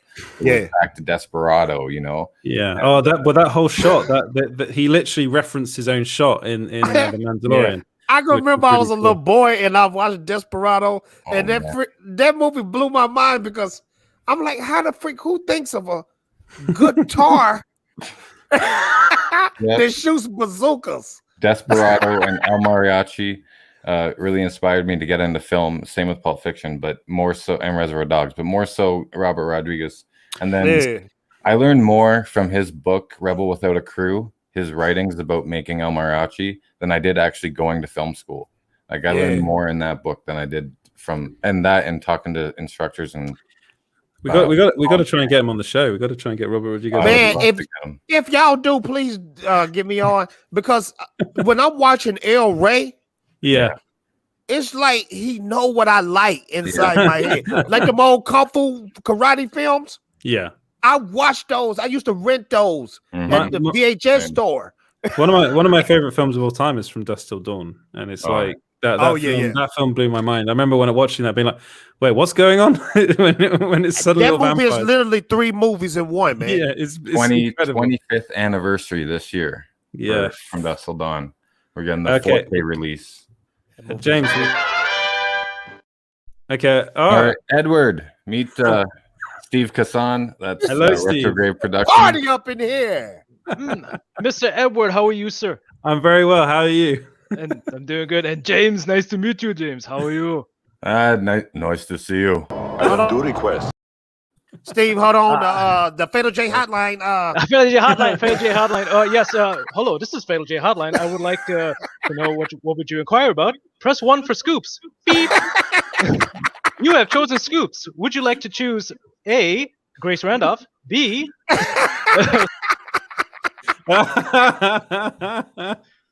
Wait, how's it going, man? How are you doing? I'm doing good. How are you guys? Hey. Today they released the movie, right? Yeah. They released the film. Yeah, they released. You see what I started here, Steve? I know.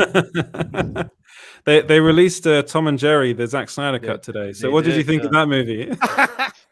You know, Chloe Grace Moretz. Wow, just totally.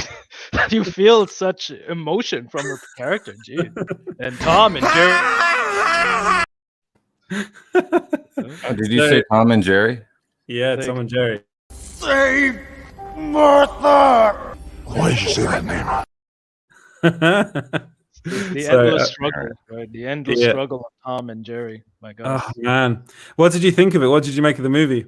Not Tom and Jerry, Zack Snyder's Justice League. It's incredible. One of the best comic book movies I've ever seen, especially, and that I say this and that. Yeah, I know Zack has made movies about comic books, but to me, Watchmen, Man of Steel, and BVS, they don't feel like comic book movies. They feel like movies. Yeah. Exactly. Superheroes. They feel like they have something of more substance to it. Here, not saying that Justice League doesn't, but the Snyder Cut, it's an epic comic book movie. And I think it totally defines this genre. It gives a fresh uniqueness to it. And the funny thing is, he shot this thing 5 years ago. I know it's crazy to think about it. It is crazy to think about the fact that they had this film all along, and Warner Brothers just didn't want to release it. I mean, it totally changes a formula to what these movies are, right? Yeah, and it does. Let's be honest about and what Feige does in MCU, like they have a formula that's set, but that's kind of like a precedent of like, okay, you have Act 1, Act 2, Act 3. Yeah. Okay, we understand all that.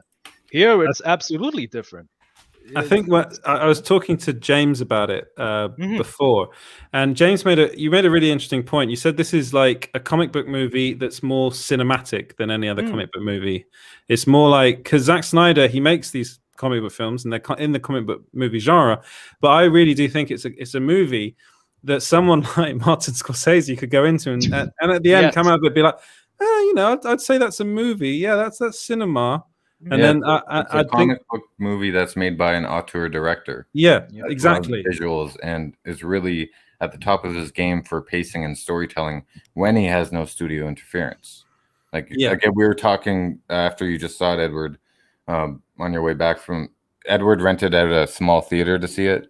That's how much he wanted to see it. I'm thinking about doing it in my small town, but it might cost. It was when I say I rented it out. It's a very small cinema. Literally, you can get like 5 people into it. And it's closed at the moment. It's great. You can rent it out for parties and stuff. Not very expensive. It's literally in someone's house. So they're nice old people that own it, and it's their house. And I asked them, and they're like, yeah, come around, because I wanted to see it on a big screen. So it was much better than seeing it on a computer screen. Nice. But imagine if there was no studio interference with BVS or Man of Steel, right? Yeah. Or imagine without no sort of interference with this movie, if you think about it, because this is Zack. The one thing that got to me was that, there we go, Walter, buddy. The one thing that got to me is that this is Zack playing ball, right? Yeah. This is Zack like, okay, you want me to make it lighter? You want me to do this? Okay, fine. And here is Zack Snyder making a comic book movie. If you think about it in that respect, I just want to. I'm not that big money Ed. No, I don't. It literally cost me €15. So don't. He's all worried. He's all worried now. I only said it to show your dedication to Snyder and supporting him. That's all. I didn't go. I'm going to rent out a massive multiplex just for me to watch. I'm pretty sure like some people did, but yeah, I completely agree with you. I think it's like there was some studio interference with this to the point where the studio gives him the money, so they're not going to be like, what are you doing? I think to begin with, I think Warner Brothers did give Zack Snyder a lot of leeway. Like if you watch Watchmen, that film I think is very much Zack Snyder's movie, and I think there's very minimal studio interference there. I don't know. I think what went wrong was the fact that Warner Brothers got scared when critics started saying, we don't like these films that he's making. Like, I think it was really BVS. Like Man of Steel got a bit of it and it didn't do as well as they wanted it to do at the box office. And then Batman vs. Superman comes out, which is literally Batman vs. Superman, the biggest comic book movie you should ever see, which should really make about $2 billion at the box office. It should have, man. Yeah, and it didn't because, for a various bunch of reasons. I mean, what y'all think was the main reason though? Because I thought it was going to hit $1 billion easy. Yeah, I think one of the main. Yeah. Well, I think honestly one of the main reasons is in a way Zack Snyder, because it's a film that's really, as you were saying, it is an auteurs film, and I do wonder whether the general public are much more kind of open to like a big Marvel movie, a big Marvel blockbuster, which is more audience friendly, and I don't think Batman vs Superman is. I don't do requests. That's true.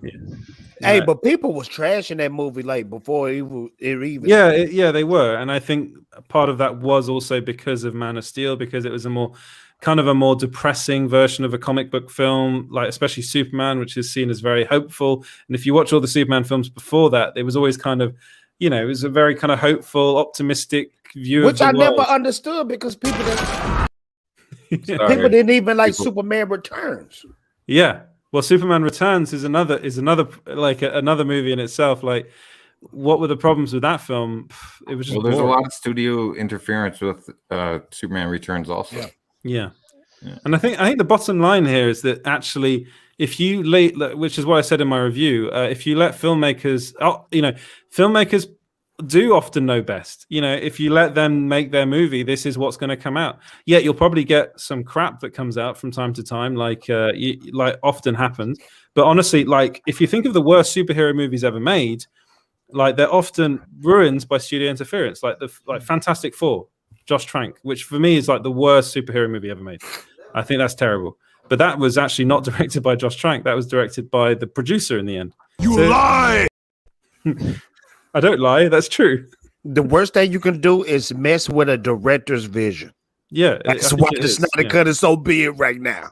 Yeah. Because you mess with the vision, And with Marvel, there isn't. Point, right? It's like Edward has a point. Like BVS, like even though I love it, I love the theatrical version too. But the thing is that, okay, you have Batman and Superman, two of the most iconic modern literary characters, right? Going into this movie, I didn't expect to see a full deconstruction of two of these characters, which also has implications to our modern society. Yeah. I wasn't expecting that. Yeah. But that being said, I am so grateful that we have it, because what is art, right? For me, if nobody knows, I'm an actor here in Toronto. I've done so many stuff. And every time I go and talk to, say, my friends at one... What? What? Yeah, no, what? But every time... Sorry. Darth Jar. I've just been waiting to get Steve on here so I could bug him, man. He's from my own my old stomping ground, so it's nice to see him. And I swear I saw your background there, and like, yeah, that's such a Toronto apartment. I've probably been in a similar apartment block. Love it. And I tell them, it's like, you're given a chance to make a film. You're given a chance to create art, right? At least just push it. Like, push what you can do. Otherwise, we're wasting time here. What are we doing? We're just making product. We're making Batman and Robin. Well, that's what WB's been doing since 1980, like since the 1980s. Warner Brothers. I mean, I shared a clip on Super Team Megaforce Twitter the other day, and it was Frank Zappa talking about Warner Brothers and how they're just putting out products with the musicians, and they're still doing it 40 years later. So. But that's I think Steve, you're right. I think in a weird way, like these Snyder films especially probably make people think too much, and people don't want to think that much when they go and watch comic book movies. They just want to be entertained, and they don't want a movie in which it's basically saying their superheroes are gods, everyone's flawed, right. humans are horrible. Gods are flawed. Like they don't know what they're doing. Yeah. There's really a lot of that there is a lot of that with his films, but that's also one of the reasons why they're so watchable. And I think one of the reasons why people go back and rewatch. I mean, Fatal J already told me he's watched Zack Snyder's Justice League twice. It's literally it's 4 hours long, so that's 8 hours of his life. Wow. Just spent watching Justice League. So I think that talks for itself as well. How many people really rewatch Marvel movies? I don't think that many. I don't think that many. I think you'll watch it in the cinema and then that's it. This one. How many have seen just clips, right? How many have seen clips on YouTube? Yeah, exactly. Like, okay, exactly. Yeah. But Fatal J's got something to say. Go on. No, man, I'm listening to the good words.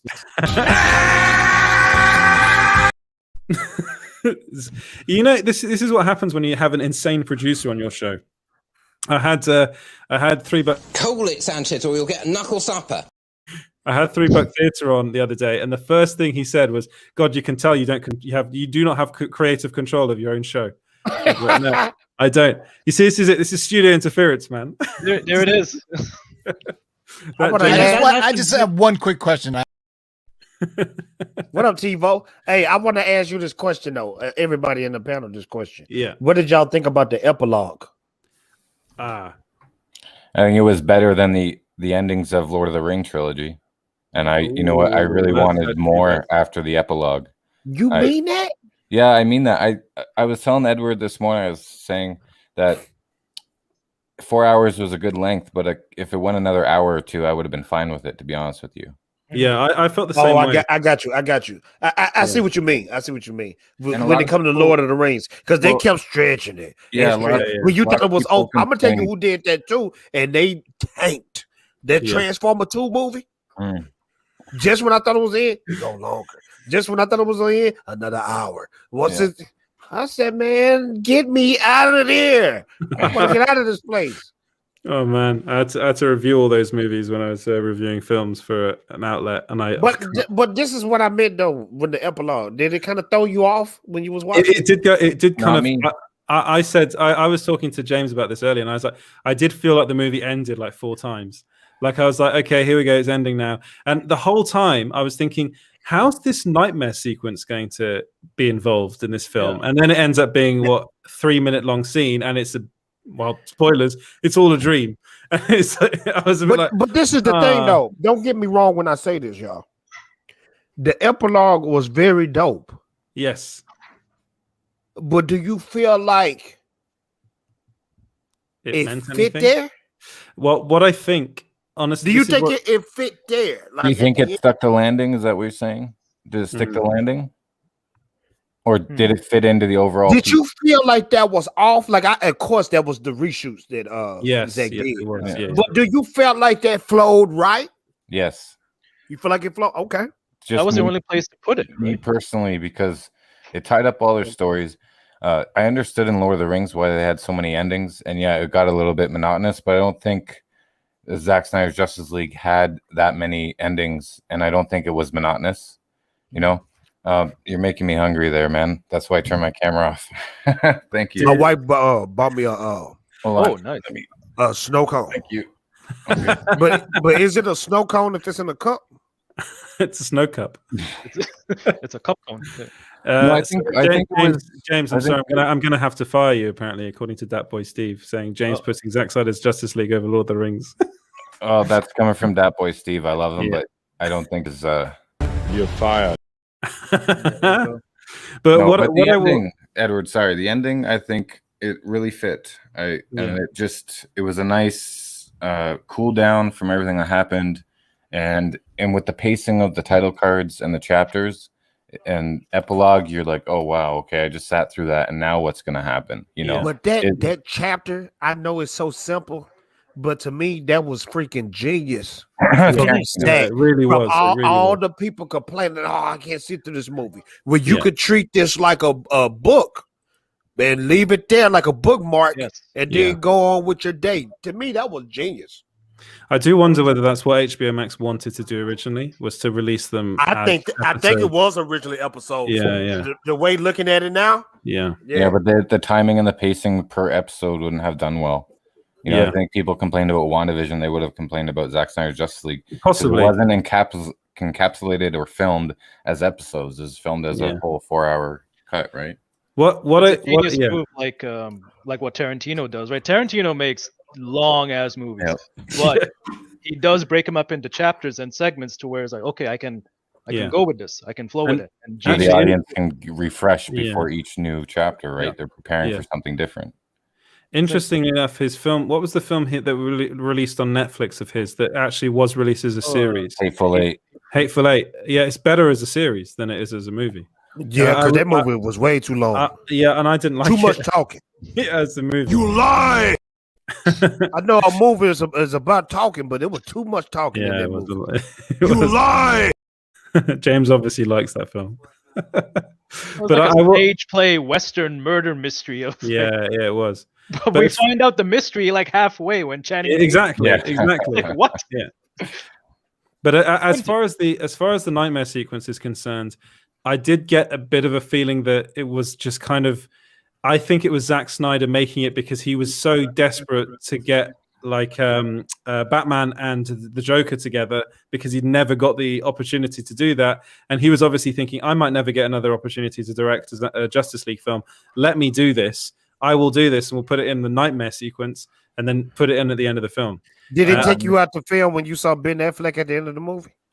Well, in his nice little house, or in the nightmare sequence? No, when you saw him wake up and he was all slender instead of muscular. Is it just me? Yes. Is it just me that he wasn't muscular? No, you're right. He's lean. But what's more off-putting is seeing him obviously wearing a muscle suit in Justice League in that awful scene where he's talking to Diana Prince in his plane. I think it was, where he's drinking and he's all red, and you're like, oh my, he looks bad. And I have to say, at the end of that film, I looked at Ben Affleck and thought, yeah, he could do Batman again. He could look like that and do Batman again. He doesn't have to be super buff. He can just look like that, and I'll be cool with that. Although when I say that took me out of the movie, I don't mean it was bad. I'm just saying it just took me out of the movie.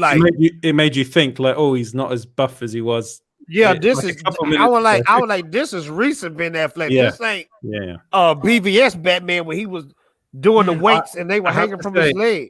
I have to say, the bit of that scene that kind of threw me off was that Martian Manhunter going, some people call me Martian Manhunter, and then goes away, and I'm a bit like, oh, really? Really? I gotta admit, no, this what threw me off too. We only got like 2 seconds of Martian Manhunter. If you want to come on tomorrow's show and talk about this in more depth, we've got the Super Team Megaforce, and we're going to be talking about Justice League in a lot of depth. Then we can talk about it then, because I did say Super Team Megaforce on Friday, March 19th, 8 p.m. Eastern Time, 6 p.m. Pacific Time, as we discuss Zack Snyder's Justice League. There you go. That's it. That's the promo. But we'll do it in more depth then, because I did say at the beginning of the show that I'm going to keep spoilers to a minimum. Oh, okay, sorry. But I don't think that. See, we talked about the nightmare sequence, and maybe that was already released. Byproduct, or maybe it was in his head that he wanted to get Joker and Batman together. But he showed snippets of the nightmare sequence in Batman v Superman, so he knows the audience is going to be waiting for that, or at least a little snippet. And in that nightmare sequence, sorry for spoilers here, but I kind of have to say it. Joker does say about alternate universes. He does, right? And I don't think that was just a dream. I think that was Bruce Wayne tapping into because he's got affected by the time stream when the Flash came in through Batman v Superman. So it's probably an after effect somewhere. Yeah, definitely. And this goes with the storytelling. This goes with the storytelling of BVS. It's more, you could say it's more Shakespearean in a way that you got Batman and you have one of these, say Macbeth, he has like a premonition, like a prophecy, right? Yeah. So all these nightmare sequences could be prophetic. Because to me, the right timeline that happens is that Superman does succumb to the anti-life. This is not a spoiler or anything. And Flash coming back to change it, that course corrects what is actually supposed to happen. Yes, it does. So to me, because it's the theory of time travel, right now, what we saw in BVS, the theory is that if right now, if all of us are here in this panel, then suddenly say Fatal J just suddenly appears where you are, Edward, and it was like, whoa, Fatal J, you're in 2 places at once. That's happening. There you go. Yeah. That's happening right now in our current timeline, meaning I am seeing it. Yeah. Whereas if things go on, then say a couple years from now, if Fatal J is like, yo, what, I want to crash where Edward is. Yeah. Then he gets the way back machine and it comes back to this point. But that's an alternate timeline because we haven't seen that. Yeah. So now taking that theory, Bruce in his timeline, in the viewer's narrative, sees Barry Allen Flash come in, but that's in the present time. So that is going to happen. Yeah. Meaning that the right time line stream that they're in, Superman does and this is why general audiences don't watch or don't like. No, I get Zack I get Snyder's it, Steve, and I wasn't cutting you off. That's the one clip I can play where you can still have audio underneath it. Yeah, so. No. But Edward, I want to ask, so you wanted this Batman, you want sexy Batman back? Is that what you're saying? Yeah. I want sexy Batman back. Yeah. I think it'll be fun. Get him in a series. I think that's what they should do. Get him, give him a series or another movie. I think people are ready for it. So this is the thing, though, fellas. Of course, I want a Batfleck series because when I seen BVS, it just blew my mind. I didn't know Batman could be even more epic than the Christopher Nolan's Batman. But we forget next year. Our Pat. Twilight. And let me say his name right because Film God will get me. Pattinson. Robert Pattinson. Pattinson. No, it is Patterson. Is it not? Yeah, Patterson. Robert Patterson. Wait, what? Sorry, what's Film God going on about? He's bloody Scottish, so he can't say it properly. I catch Film God mispronouncing words all the time, but I never get them. It's Pattinson, right? It's that. It's like that. It's Patterson, though. Is it Patterson? Robert Pattinson. Pattinson. It's Pattinson, not Patterson. Patterson, not Patterson. Cocainum. I'm gonna take that clip of everyone saying Pattinson for 5 minutes and just loop it over and over again. And on that note, right. Well, what I'm going to do is I'm actually going to end the show there because I've got to go to bed. It's quite late where I am. But thank you so much for all of you guys for coming on. Thank you to Fatal J. Thank you to Steve Kazan, and thank you to that James guy, of course, my producer. Let the guys. I'm pretty sure they all know where they can find you, but let them know where they can find you. Fatal, you go first. Fatal J. You can find me at wherever Pee Wee Herman is at.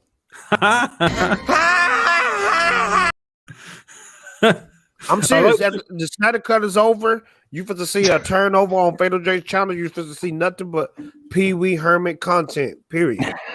That's a scoop right there. There you go. And Steve, you can find me on Vero at Steve Kazan, and you can also find me in a book. Take a look. There's a Reading Rainbow. You're probably the only. You is it you and Zach on Vero? You're the only two. Well, I guess we're the only ones. You know. You and he were buddies, weren't you? Steve sent me something on Vero. I still don't know how to work Vero. I'm trying to click the post that he made. To this day, right now, I still can't get to it. Somebody make Vero easy for people. I don't understand Vero. I'm going to be honest. I only go on Vero to see what Zack Snyder's saying. That's it. That's literally it. But yeah, you can find Small Screen at Small Screen Co. everywhere. And you can find the website, which is at small-screen.co.uk. Always have lots of cool stuff go up on there. So if you can check out the website, that'd be great.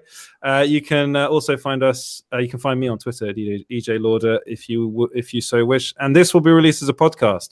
The podcast is Small Screen Stories.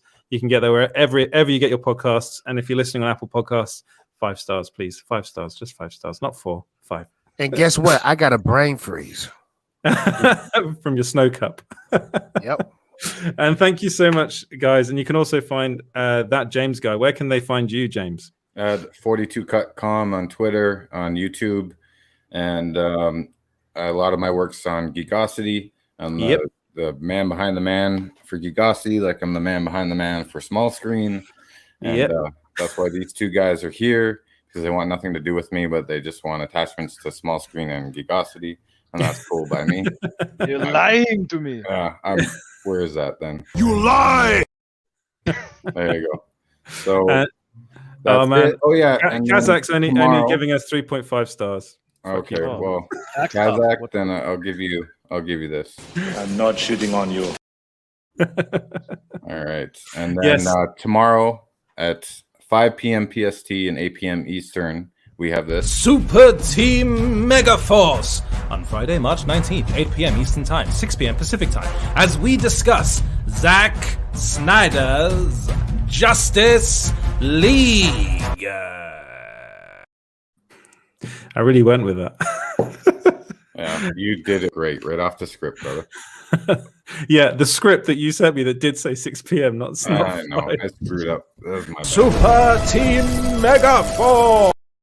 Okay.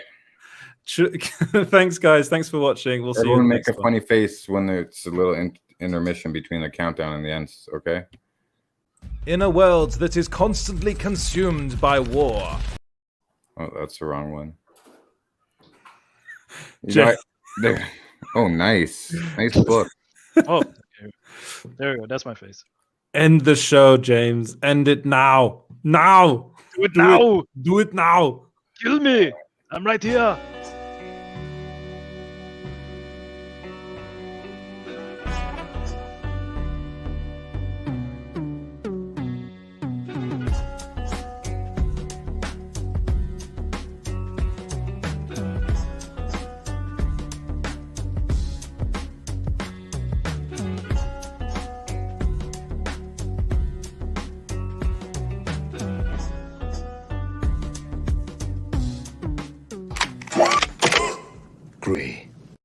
Call it, Sanchez, or you'll get a knuckle supper.